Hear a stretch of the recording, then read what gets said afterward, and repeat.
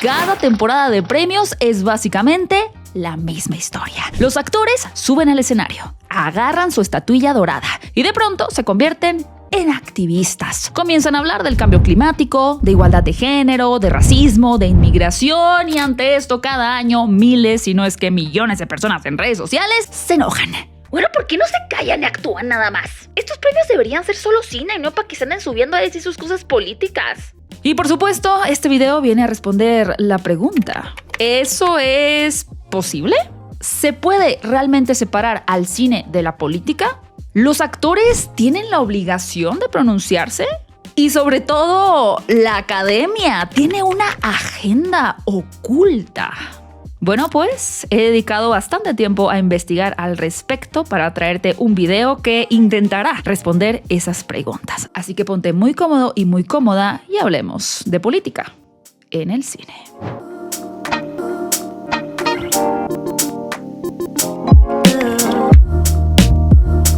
Cinéfilos y cinéfilas, bienvenidos a Fuera de Foco. Yo soy Gaby Mesa con Z, y si ustedes son cinéfilos que ven las noticias religiosamente, seguro recuerdan que les dije que haría este video a propósito sobre todo de la película de Una batalla tras otra, los premios que ha ganado y cómo es que realmente ni su director ni su elenco han hablado del tema pues un poco central de la película, que tiene que ver con la inmigración. Ahí les hice la pregunta de si ustedes sentían que el elenco tenía de cierta forma la responsabilidad de pronunciarse al respecto, o si para ustedes era mucho mejor que no se metieran en temas políticos y simplemente se hablara de lo que aborda la cinta, independientemente, pues sí, de la parte política. A propósito de haber abierto esa conversación, es que les traigo este video en donde les voy a dar datos bien interesantes para que finalmente ustedes tomen la decisión.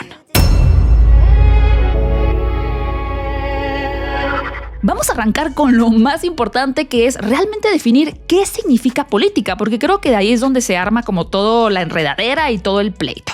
Y es que cuando alguien dice esto es político, la mayoría de nosotros yo creo que pensamos en partidos o en elecciones, pero resulta que la cosa es mucho más profunda de lo que parece. Durante décadas hemos pensado que política solo significa el Congreso, las campañas, los debates presidenciales, pero resulta que hay politólogos que llevan años estudiando cine y dicen algo diferente. Ellos dicen que política es cualquier cosa que tenga que ver con cómo nos organizamos en sociedad, cómo se distribuye el poder, quién tiene voz y quién no. Y ahí es donde las cosas comienzan a ponerse interesantes, porque bajo esa definición, hasta la comedia romántica más tonta sería política. Piénsalo así: si una película te muestra a una chica que deja su carrera para casarse con el tipo rico, esa película entonces no es apolítica. Está diciendo algo sobre los roles de género, sobre lo que la sociedad valora y sobre quién tiene poder económico. Hay varias investigaciones que lo explican con más claridad. El cine no es un espejo que refleja la realidad política, sino que la crea. O sea que las películas no te muestran cómo es el mundo, sino que te construyen la idea de cómo debería de ser.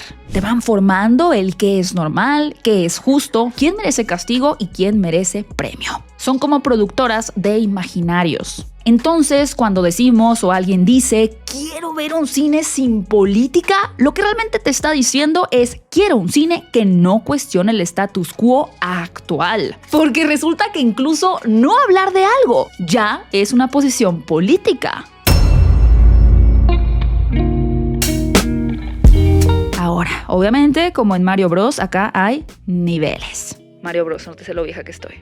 Existen películas que son explícitamente políticas, así con mayúsculas, así que pues no se andan con rodeos. Es así como soy política y es obvio que soy política. Selma, por ejemplo, nos pone a Martin Luther King marchando por los derechos civiles. Vice te mete en la cabeza de Dick Cheney mientras decide invadir Irak. No Other Land, que ganó el Oscar en 2025 a Mejor Documental, te planta en medio de la ocupación israelí en Cisjordania. Evidentemente nadie sale de esas salas preguntándose de qué iba la película. Pero luego está el otro tipo de política, el que va, por así decirlo, un poquito más disfrazada. Y creo que aquí es el territorio en donde la gente empieza a confundirse un poco. Por ejemplo, pensemos en Barbie de 2023. Un montón de personas fueron a verla esperando una comedia rosa, llena de chistes tontos. Y pues sí, tiene bastante de eso. Pero también es una película que está hablando del patriarcado, de roles de género, de qué significa ser mujer en una sociedad que te dice exactamente cómo debes comportarte. O tomemos, por ejemplo, Get Out de Jordan Peele, una película que se vendió como terror psicológico, la típica película de sustos, pero en realidad es un ensayo completo sobre el racismo liberal en Estados Unidos. Piénsalo así, hasta las películas más inocentes te están diciendo algo sobre cómo funciona el mundo. Una película de terror en donde el monstruo ataca a los adolescentes que tienen sexo está comunicando valores morales sobre la sexualidad. Un western en donde el vaquero llega al pueblo y defiende a los colonos de los salvajes está contando una historia muy clara sobre quién tiene derecho a estar en una tierra y quién no. Esas películas no tienen discursos sobre política partidista, pero están tomando posición sobre poder, territorio, moralidad. Y por supuesto que esto no es para nada nuevo. La primera película en la historia del cine, por allá en 1895, se llamaba La salida de los obreros de la fábrica de los Lumière. Era, pues sí, literal, trabajadores saliendo de una fábrica. Así que ya desde ese primer segundo, el cine estaba mostrando la realidad de una clase social, documentando quiénes eran los que trabajaban y dónde. Así que desde el inicio podemos decir que el cine siempre fue político. Entonces, ¿se puede separar el cine del clima sociopolítico? La respuesta corta sería no, y la respuesta más larga sería ñe. Y por supuesto que te voy a dar ejemplos concretos para esta respuesta, porque sí, seguramente en este momento estás pensando, a ver, ¿me vas a decir que, por ejemplo, Legalmente Rubia es política o una película de Disney o una comedia romántica de época? Sí. Exactamente eso.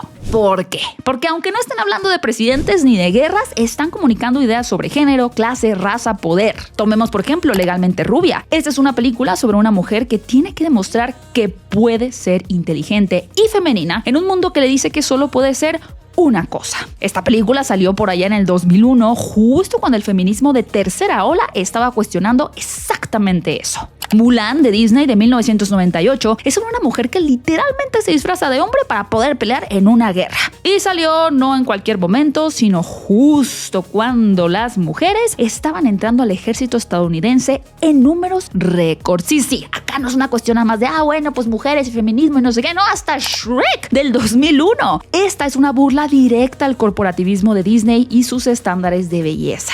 De tal forma que incluso estas películas escapistas están reflejando las tensiones de su momento. Pero si esto todavía te parece un poquito abstracto, bueno, pues vamos a casos concretos en donde el vínculo ya es tan obvio que resulta pues bastante complicado negarlo. Vamos a pensar en Hollywood durante la Guerra Fría. De pronto aparecieron montones de películas de ciencia ficción sobre invasiones alienígenas, bichos del espacio que llegaban a conquistar la Tierra, a robarse a tu familia, a convertir a tus vecinos en zombies sin voluntad. ¿Casualidad? Para nada. Esto era el miedo al comunismo disfrazado de monstruos verdes. Invasion of the Body Snatchers de 1956 literalmente trata sobre gente que pierde su individualidad y se vuelve parte de un colectivo uniforme. Y si entiendes, aunque sea un poquito de la paranoia anticomunista de los 50, bueno, pues simplemente entendiste de qué trata la película. Ahora saltemos al 11 de septiembre de 2001. Después de esto, Hollywood se llenó de películas sobre torturas justificadas. Estoy haciendo comillas por si no estás viendo el video, lo estás escuchando solamente. Sobre héroes que hacían, otra vez entre comillas, lo necesario aunque fuera inmoral. Zero Dark 30, American Sniper, toda esa ola. Pero también fue el boom de los superhéroes, tipos con poderes ilimitados que podían hacer lo que fuera para salvar al mundo sin rendirle cuentas a nadie. El discurso completo de la guerra contra el terror se metió en el cine mainstream de una manera fácil, como si nada. De pronto, torturar estaba bien si era para encontrar a Bin Laden, y que Iron Man construyera armas para derrotar a enemigos extranjeros estaba completamente bien. Y todavía más cercano a nuestros tiempos, observemos lo que pasó con el hashtag #MeToo. De un día para otro vimos un boom de películas con protagonistas femeninas resilientes. Historias sobre abuso, sobre poder, Bombshell, She Said, Promising Young Woman. ¿Son estas películas que surgieron de la nada? No, respondían a un momento sociopolítico específico donde miles de mujeres estaban diciendo ya basta. Y el cine optó por ponerse al día. Y acá no va solamente de temas o de subtextos, sino también la forma en la que se filma una película puede ser política.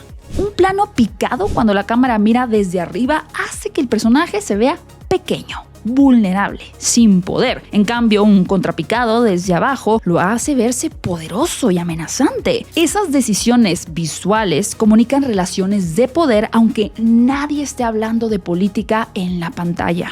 Y aquí hay algo que es clave entender. El contexto lo es todo. Una película sobre robots puede ser revolucionaria en un país con censura brutal donde no puedas criticar al gobierno directamente. Pero la misma película en otro lugar puede ser completamente insignificante. Depende de dónde y cuándo la veas. De hecho, hay un libro escrito bastante atrás, en 1971, llamado Politics and Film, que básicamente dice lo siguiente: no es la película en sí, es el momento en que sale y quién la está viendo. Ahora, una pregunta que muchas personas se hacen y que seguramente se seguirán haciendo. ¿La academia o premios como los Globos de Oro tienen una agenda? Y acá es donde se empieza a poner también jugosa la situación, cinéfilos, porque la respuesta es sí. Absolutamente sí, pero no de la forma que mucha gente piensa. Vamos a arrancar por el génesis, el inicio de las cosas. Cuando Louis B. Mayer, este señor, el presidente de MGM, creó los Oscar en 1929. Y según la misma Wikipedia de los premios, la academia fue concebida originalmente como una organización que mejoraría la imagen pública de la industria del cine y ayudaría a mediar en las disputas laborales. Vamos a leerlo una vez más. La academia fue concebida originalmente como una organización que mejoraría la imagen pública de la industria del cine y ayudaría a mediar en las disputas laborales. O sea, estamos viendo de una manera muy clara que desde el inicio los premios Oscar no fueron un premio puro y neutral sobre calidad artística, sino que fueron una herramienta de relaciones públicas y control laboral. Una forma en la que los estudios se vieran bien y de paso mantuvieran a los sindicatos bajo control. Pero bueno, Gaby, eso fue hace 100 años. Evidentemente las cosas han cambiado, ¿no? Más o menos. Saltemos como conejos al 2015 y 2016. Durante 2 años seguidos, todas las 20 nominaciones de actuación fueron para actores blancos. Todas. 0 personas de color nominadas. 0. Ante esto, una abogada activista llamada April Lane lanzó el hashtag OscarsSoWhite. Y la cosa, vaya que explotó. Spike Lee boicoteó la ceremonia. Los medios internacionales destrozaron a la academia. Chris Rock, que era el host de ese año, abrió la ceremonia básicamente diciendo que la academia era racista. ¿Y qué fue lo que pasó? Bueno, la academia prometió duplicar el número de mujeres y personas de color en sus miembros para 2020 y lo cumplió. De pronto empezaron a invitar a directores africanos, cineastas latinoamericanos, mujeres que llevaban décadas haciendo películas pero nunca habían sido consideradas para la academia. Y eso evidentemente es tener una agenda de inclusión. Pero la cosa evidentemente no se detiene ahí. En el 2020, la Academia implementó nuevas reglas para la categoría de Mejor Película. A partir del 2024, las películas tenían que cumplir al menos 2 de 4 estándares relacionados con diversidad. Diversidad en el elenco, en el equipo creativo, oportunidades pagadas de formación para minorías, representación en marketing y distribución. Y acá empezaron a dividirse las aguas. Por un lado, la crítica conservadora lo llamó censura woke y el fin de la libertad artística. Hubo artículos diciendo que ahora los directores no podían hacer la película que quisieran, que tenían que llenar cuotas y que el arte estaba muriendo. Por otro lado, la crítica más progresista dijo que los estándares eran demasiado fáciles de cumplir y que no cambiaban nada sustancial. Esta persona de aquí, Stacy L. Smith, que fundó la Annenberg Inclusion Initiative en la UCS y lleva años estudiando diversidad en Hollywood, dijo en septiembre de 2020 que le gustaría ver que no solo cambie la tradición, sino también las prácticas de contratación que continúan marginando a las mujeres y a las personas de color como directoras. O sea, básicamente Todos se quejaron, pero por razones completamente opuestas. Y si creías que los Óscares tenían problemas, espérate a escuchar de los Globos de Oro. En 2021 se descubrió que la Hollywood Foreign Press Association, que es quien vota por los Globos de Oro, no tenía ni un solo miembro afroamericano entre sus miembros. ¡Ni uno! Ante esta situación, NBC canceló la transmisión de 2022. Tom Cruise devolvió sus 3 Globos de Oro en protesta y la organización tuvo que reformarse por completo, echar gente y traer sangre nueva. Entonces sí, los premios absolutamente tienen agendas. Lo que cambia es cuál es la agenda dependiendo del momento histórico. En los 50, la agenda era mostrar que Hollywood era patriótico y anticomunista. En los 80 era mostrar glamour y riqueza. Ahora la agenda es mostrar inclusión y diversidad. Pero pues esa idea de que alguna vez los Óscares fueron neutrales es básicamente pura fantasía. Ahora, ¿deben los actores usar el podio para hablar de política? Bueno, acá llegamos a un debate del cual se habla todos los años y digamos que hay 3 opciones principales, cada una de ellas con sus argumentos. La primera posición dice que sí, que los actores tienen obligación moral de usar su plataforma. Jane Fonda, que lleva años siendo activista, fue muy vocal en los SAG Awards de 2025. Dijo que ser woke es simplemente que te importen los demás, que tenemos que apelar a nuestra empatía y no juzgar. El argumento de este lado es simple. Los actores tienen una plataforma enorme. Millones de personas los ven. Tienen acceso a micrófonos que la gente común nunca va a tener. Entonces, si ven una injusticia y se quedan callados, para algunas personas los convierten en cómplices. Porque el poder sin responsabilidad es peligroso. La segunda posición dice completamente lo contrario. Que los actores no tienen ninguna obligación. Que deberían enfocarse en su arte y ya. Hay actores y directores que han dicho que la concientización no es una responsabilidad que tenga que recaer en ellos, sobre todo en un contexto artístico como una entrega de premios, que lo que tienen que hacer con el arte es reflejar el mundo con sus miserias y bondades, no dar un discurso. El argumento acá es que los actores no son expertos en política internacional. Su opinión sobre el conflicto de Gaza, sobre las dictaduras de Venezuela o Nicaragua o sobre los desaparecidos en México no vale más que la de cualquier ciudadano. De hecho, probablemente en esta postura vale menos porque viven en una burbuja de privilegio. Usar los premios para sermones politiza algo que debería ser una celebración del arte. Y luego está la tercera posición, que es bastante interesante. Esta postura dice que la obligación de manifestarse no va sujeta a contrato, que el discurso debe ser coherente con la película en la que participan, que hablar por hablar pues no es el camino, porque se convierte en estereotipo, hace que pierda fuerza y queda vacío. Es una posición que tanto actores como académicos comparten. Depende de cada uno y de lo que consideren que es su responsabilidad como figuras públicas. El equilibrio entre entretenimiento y política siempre es complicado. O sea, si la película trata sobre un tema político, sobre inmigración, racismo, guerra, entonces sí tiene sentido que el equipo hable de eso. Pero si ganaste por una comedia romántica sobre 2 perros que se enamoraron, tal vez no es el mejor momento para dar un discurso de 10 minutos sobre Medio Oriente. Si ustedes ven los Óscares con frecuencia, seguramente recuerdan que hay varios momentos en donde los actores sí han tomado el micrófono para dar una postura. Por ejemplo, en el 73, Marlon Brando ganó por El Padrino, pero rechazó el premio. En su lugar, envió a Sachin Littlefeather, una activista de derechos indígenas, quien subió al escenario y habló sobre el maltrato de los nativos americanos en Hollywood y en las películas del Viejo Oeste. La abucharon, la trataron horrible y años después, en 2022, la academia le pidió disculpas públicamente. Littlefeather había fallecido solo semanas antes. En 1978, Vanessa Redgrave ganó por Julia y usó su discurso para hablar del conflicto Israel-Palestina. Dijo que Hollywood había rechazado ser intimidado por un pequeño grupo de matones sionistas. El lugar explotó y fue una situación mega polémica, pero ella no se disculpó. En 2003, Michael Moore ganó por Bowling for Columbine y usó su tiempo para atacar directamente al presidente. Dijo, "Shame on you, Mr. Bush", por la guerra de Irak. La mitad del auditorio lo aplaudió de pie y la otra mitad lo abucheó con bastante furia. Steve Martin, quien en esa ceremonia era el host, tuvo que salir a calmar la situación.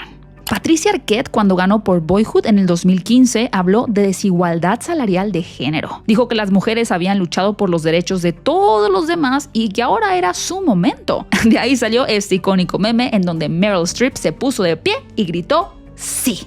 Leonardo DiCaprio en 2016 finalmente se llevó su premio Oscar por El Renacido después de décadas de haber estado nominado. ¿Y cómo utilizó ese podio? Bueno, lo usó para hablar del cambio climático. Dijo que es real, que está ocurriendo en este momento y que es la amenaza más urgente que afronta nuestra especie.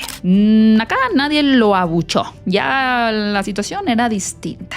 Así que para 2020, cuando Joaquín Phoenix ganó por Joker y habló de veganismo, de explotación animal y de su hermano fallecido, terminó con una frase que River Phoenix había dicho: corre al rescate con amor y la paz vendrá. Fue algo diferente, muy emotivo y fue político, aunque mucha gente ni lo notó. Y luego llegó el 2025, el año pasado, en donde los Oscars fueron notablemente menos políticos. Bill Kramer, el CEO de la academia, explicó a CNN por qué eligieron a Conan O'Brien como host. ¿Por qué? Es apolítico. La academia pidió explícitamente que se evitaran los discursos políticos. ¿Por qué? Bueno, porque era la era Trump 2.0 y el miedo era perder a la audiencia. Y hablando de incomodar, una semana antes del Super Bowl, el 2 de febrero del 2026, se entregaron los premios Grammy. Ahí, Bad Bunny ganó Mejor Álbum de Música Urbana. Subió al escenario y antes de agradecer a Dios, dijo Ice Out. 2 palabras. Billie Eilish ganó Canción del Año por Wildflower, subió también a recoger su premio portando un pin que decía Ice Out y cerró su discurso diciendo: nadie es ilegal en tierra robada. Tenemos que seguir luchando. Fuck Ice. La reacción ante esto fue evidentemente inmediata. Por ejemplo, una reportera se grabó desde su asiento burlándose de Billie en vivo. Kevin O'Leary salió en Fox News a decir que las celebridades deberían cerrar la boca y solo entretener. Mark Ruffalo le respondió públicamente: ¿por qué no te callas tú? Tú vas a cualquier programa a hablar mierda, pero atacas a una artista real que resuena con cientos de millones de personas. Políticos republicanos explotaron. Y tan solo 6 días después, Bad Bunny dio el show de medio tiempo del Super Bowl, completamente en español, con cañaverales representando el trabajo esclavo en plantaciones azucareras, piraguas, dominó la casita puertorriqueña, llevó la bandera de Puerto Rico en azul celeste, que es la versión histórica vinculada al independentismo que estuvo prohibida bajo la ley Mordaza de 1948. La misma Lady Gaga apareció y cantó salsa con él. Rick Martin cantó Lo que le pasó a Hawái, sobre la gentrificación y el desplazamiento. Pedro Pascal, Karol G y Cardi B estuvieron en el escenario y se proyectó el mensaje que lo único más poderoso que el odio es el amor. La misma frase que Bad Bunny dio en los Grammys. Trump llamó a esto absolutamente terrible en redes sociales. Turning Point USA organizó un contra-show con Kid Rock y por supuesto que Bad Bunny no se disculpó. Usó el escenario más grande de Estados Unidos, visto por más de 100 millones de personas, para reivindicar a Puerto Rico, la cultura latina y el español como lengua histórica del país. Varios análisis de medios en marzo de 2025 dijeron que premiaron películas que iban de la mano con la agenda política de la administración de turno, que había un sesgo evidente, pero que esta vez el arte prevaleció frente a cuestiones políticas partidarias. Y yo creo que muchas personas se estarán preguntando, ¿pero eso es cierto? ¿O simplemente premiaron a películas que no incomodaban al poder actual? Porque sí, hasta el silencio es político.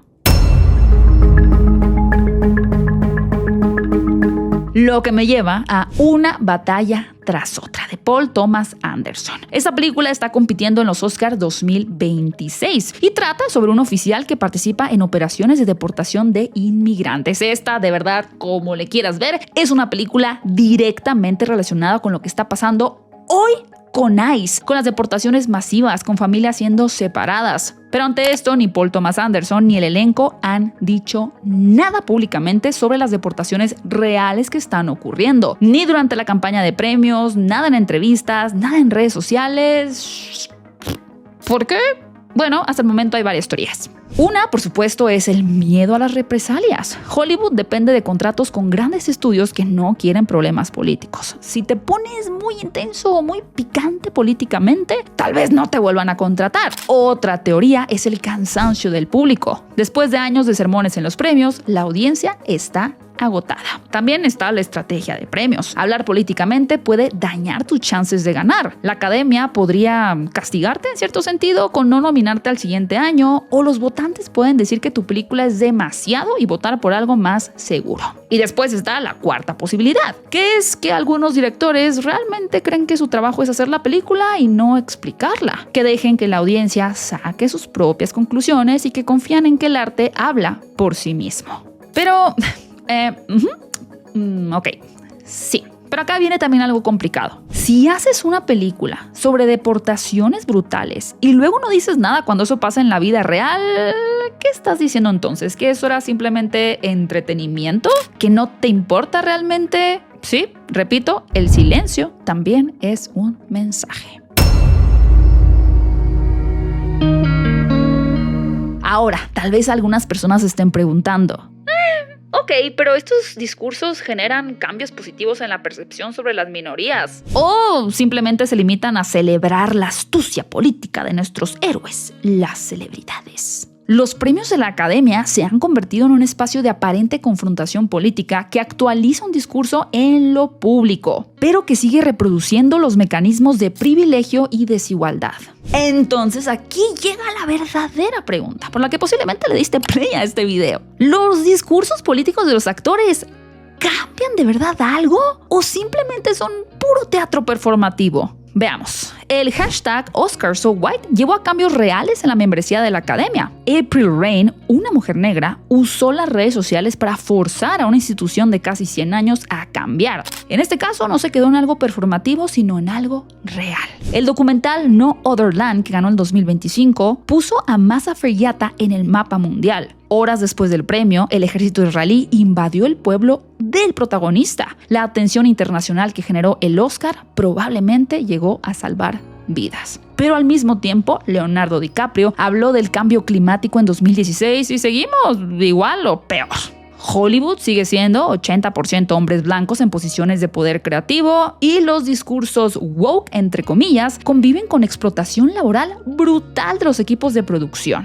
Y acá también viene otra cosa interesante. Los actores que insisten que no son políticos. Por ejemplo, Sydney Sweeney lo acaba de decir de una manera bastante directa. No soy una persona política, estoy en las artes. No estoy aquí para hablar de política. Sin embargo, su silencio durante todo el 2025, mientras era adoptada como símbolo por sectores políticos que ella dice no representa, ya fue político. Elegir no hablar cuando la gente está proyectando una agenda social sobre ti, eso también es una posición. Porque al mismo tiempo que Sydney Sweeney guardaba silencio, otros actores estaban usando su plataforma de una forma completamente opuesta. Mark Ruffalo llamó genocidio lo que pasa en Gaza. Usó un pin de Artist Ceasefire en los Oscar y lo cancelaron de conferencias, perdió contratos, pero siguió hablando. Pedro Pascal habló directamente sobre las políticas migratorias de Trump en Cannes. Él dijo, soy inmigrante. Mis padres huyeron de una dictadura. Cuando le preguntaron si temía represalias, contestó,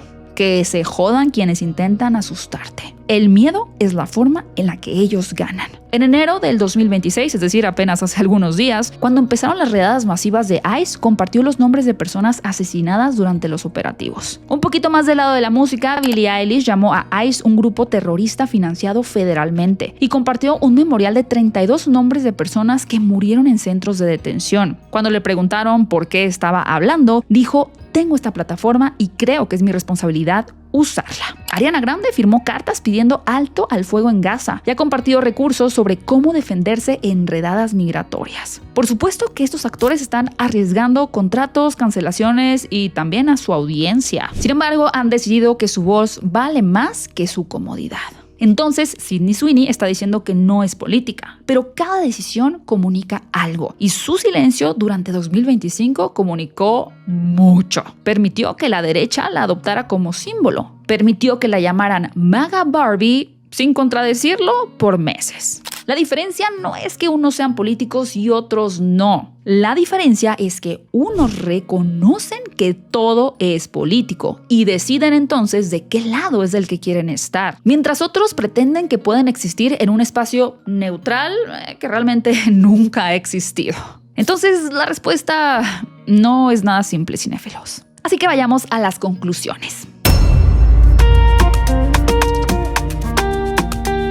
Entonces, ¿deberían los premios de cine ser políticos? La respuesta más honesta es que ya lo son, que siempre lo han sido. Desde que Louis B. Mayer los creó para mejorar la imagen de los estudios y controlar a los sindicatos. Entonces la pregunta real no sería si los premios son políticos. La pregunta es qué tipo de política queremos que representen. Porque todo es una elección política. Premiar películas que celebran el status quo sin cuestionarlo es político. Premiar películas que activamente promueven diversidad e inclusión es político. Dejar que cada ganador diga lo que quiera es político. Pedirles explícitamente que no hablen de nada controversial es súper político.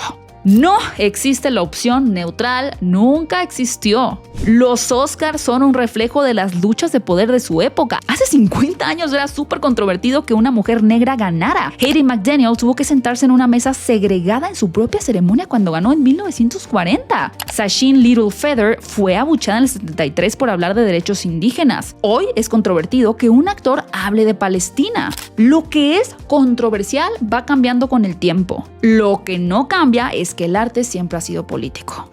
Y sí, los actores o la mayoría de ellos no son expertos. Sí, a veces dicen puras estupideces. Y a veces su activismo, entre comillas, es puro marketing sin sustancia. Pero sí, el silencio también comunica. Y es que no todas las personas experimentan la opresión de la misma forma. Una actriz blanca millonaria hablando de feminismo no es lo mismo que una trabajadora migrante hablando de sus derechos laborales. El privilegio importa, la posición importa. Y Hollywood, por más discursos progresistas que dé, sigue siendo una industria construida sobre el privilegio. Entonces, la próxima vez que veamos los Oscar y alguien empiece a hablar de algo que no es cine, creo que vale la pena hacernos la pregunta: ¿me molesta este tema en específico o me molesta que los ricos y famosos tengan una plataforma para hablar?